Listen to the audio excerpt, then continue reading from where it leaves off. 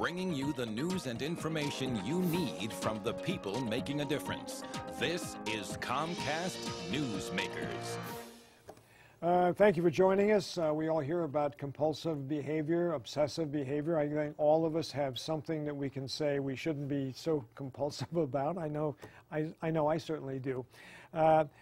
Scott Granet is with us right now, and he is co-founder and former president, we'll find out why, of the Obsessive Compulsive Foundation and of the San Francisco Bay Area. Nice to have you here, Scott. Thank you, Jack. It's a pleasure to be here. Okay, now you're the former president because you switched presidents.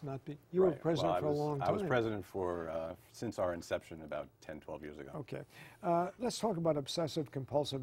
When someone knows that they are actually from beyond just being a little neurotic, right. You know, which right. Here I am, ask my wife, to really having something that's a serious psychological problem. Right. When do we know we're over the edge? Right.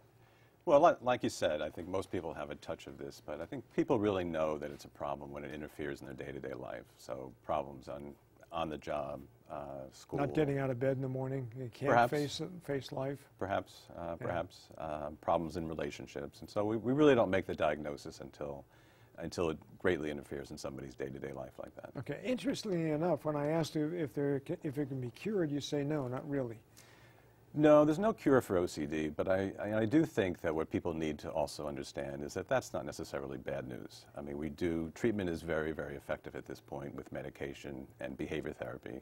And so the goal is really one of management and learning how to get on with your lives and live a productive life. And fortunately, that's happened for many people with this problem. But aren't there circumstances where someone who has been OCD has gone on to be quite successful? Absolutely. And scientists, whatever, name anything. Absolutely. Because it's that very obsession that drives them to success. Right. Certainly could be. Right. You know? Yeah, there are certainly many, many people who are very successful with this. But of course, you know, we're focused on those people who are really struggling. Yeah.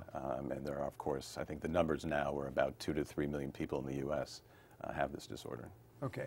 I asked you something before also, but 100 years ago it just wasn't diagnosed. Right. There's probably as many neurotic cowboys, you know, right. as there are salesmen today, right? Right. Okay, right. But what is the process in helping somebody? If somebody is watching now and they're saying, you know, I'm a little compulsive about, you know, washing my teeth, you know, something. Right. Right. Well, the first thing to do is to really find a therapist or a doctor who knows something about OCD. So you're directing people to find the help. Right. That's part of what we do, for sure, is that through our telephone information line, if somebody calls us, we'll give them several names throughout the Bay Area in their particular part of the Bay to refer them to. Okay. Right. Now, this, as you point out, can be destructive to a marriage. Can be destructive to a marriage, right. Everything. Everything, for sure. Right. For sure. If you're married to somebody or living with somebody or close to somebody, when do you know that that person really needs help? Well, when you really see that the person is struggling day to day, the person is really distracted, can't really function well in various areas of life. I mean, that's really where we take a look at whether somebody needs medication or behavior therapy. And really the best treatment is a combination of medication and behavior therapy. Do medications work? Don't we have to be very careful about the amount of medication somebody gets? Well, we always have to be careful about that, but medications do work. Medications, these serotonin drugs like Prozac, Zoloft, and that variety, those are really very effective drugs.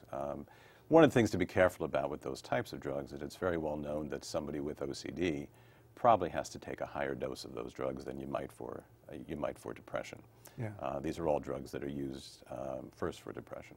And this kind of behavior runs all ages, I'm assuming.